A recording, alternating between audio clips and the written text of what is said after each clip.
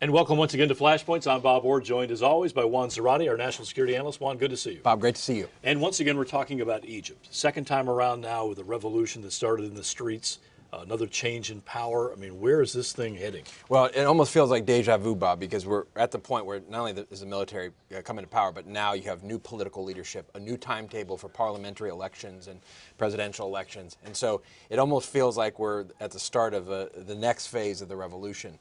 The problem is you have an Egypt that is broken. Broken in that its economy is not doing well, broken in terms of its politics and its sectarian divide.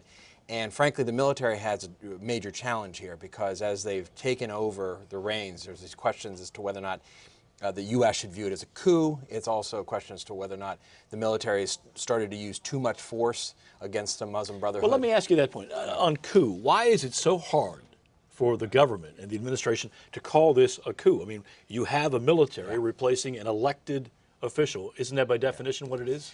That's right, and you've heard folks like Senator McCain say that's exactly what it is. The problem is, by declaring it officially, it has consequences. And in particular with respect to U.S. funding and funding to the military. Under U.S. law, if military has engaged in a coup, the U.S. has to stop funding that military. And as you know, Bob, we've talked about this, one of the key points of leverage that the U.S. has is our funding to the military. We fund about $1.5 billion to Egypt, the vast bulk of that to the military. We retain a lot of influence with the military and what happens in Egypt, not just within Egypt, but also the peace treaty with Israel, peace and stability in the region, things like Iran. All that comes through the relationships, the funding, et cetera. So if you declared a coup, that's over. Now, the reality here is that's what happened. There's debates as to whether or not it was a popular revolution and the military helped it along, but the reality is the military took over.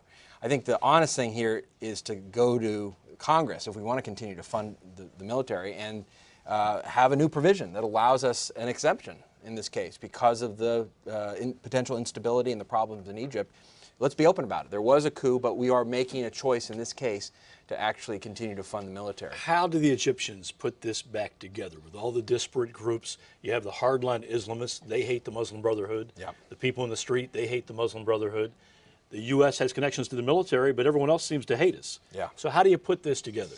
Well, I think the U.S. has to be a part of a broader group and coalition, and you've already started to see this. A lot of the Gulf countries, the Arab Sunni states, are starting to weigh in here. Saudi Arabia has committed $8 billion, the United Arab Emirates $3 billion, Kuwait just today announced $4 billion, and so you've got the states that have a stake in Egypt and a Sunni sort of driven Egypt where the Muslim Brotherhood is put aside or at least put in its place. Those countries are starting to step up to say, look, we've got to get the economy right, we've got to get the opportunity for the people in the street right if Egypt's going to get better.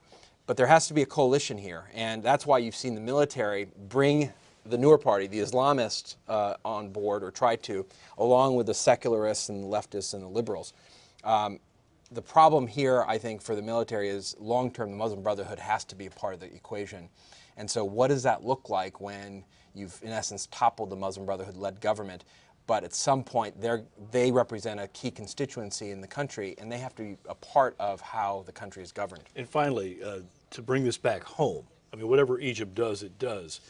What position does the U.S. government need to take here? How can we affect a change that would be lasting and supportable?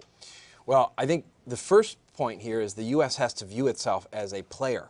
I think one of the criticisms that I've had of the administration, you've seen this from others as well, is we've been a bit passive, both with our voice and with our leverage. And we're going to be blamed and drawn in, like it or not, Bob. You know this. You've seen it.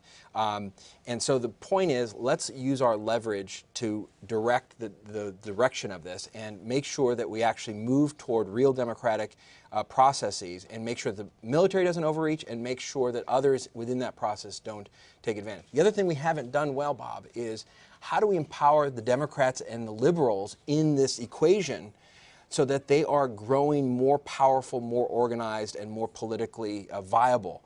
That was the problem that we saw in the last election. The Muslim Brotherhood was better organized, brought people to the polls.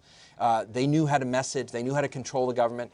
The liberals and the Democrats in this equation have to be brought to bear on this, and the U.S. has a role in that. All right, we have to leave it there for now. It's a subject we'll come back to undoubtedly. Well, Thank you, Bob. Thanks as always, and thanks to you for watching Flashpoints. I'm Bob Orr. We'll see you next time.